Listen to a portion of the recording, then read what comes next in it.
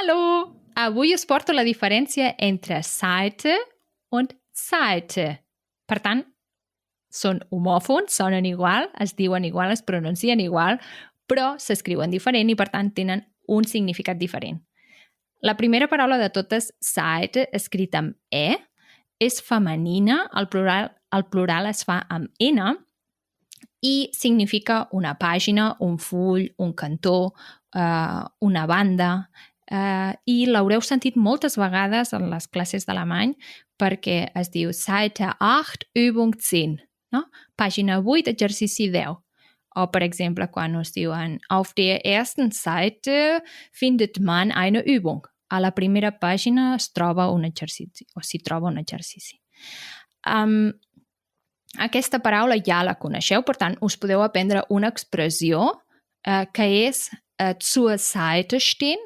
Zur Seite stehen bedeutet jemanden unterstützen, Seite an Seite helfen. Per tant, vol dir estar amb algú colze a colze, ajudant-lo, recolzant-lo i estar a la seva vora, estar al costat quan et necessita.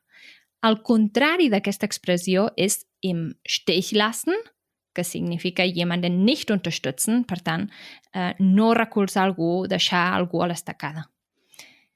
Una altra expressió també amb la paraula Seite és l'expressió zur Seite gehen oder auf die Seite gehen, que significa apartar-se, fer lloc, o sigui, moure's una mica perquè una altra persona pugui quebre, no? es pugui assentar. L'altra paraula que hem dit al principi és Seite, escrita amb A.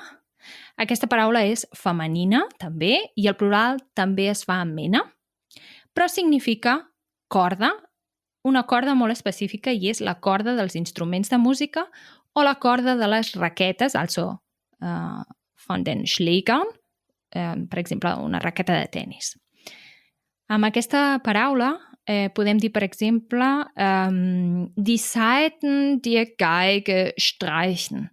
O sigui, streichen significa com fregar, o sigui, tocar, i eine Geige és un sinònim de violina, és un violí, per tant, fregar, tocar les cordes del violí.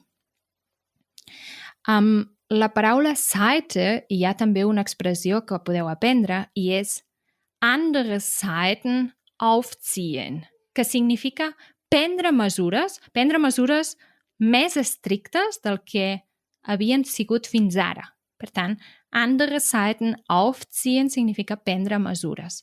En un context, en un exemple, podríem dir wenn das noch einmal passiert, werden andere Seiten aufgezogen.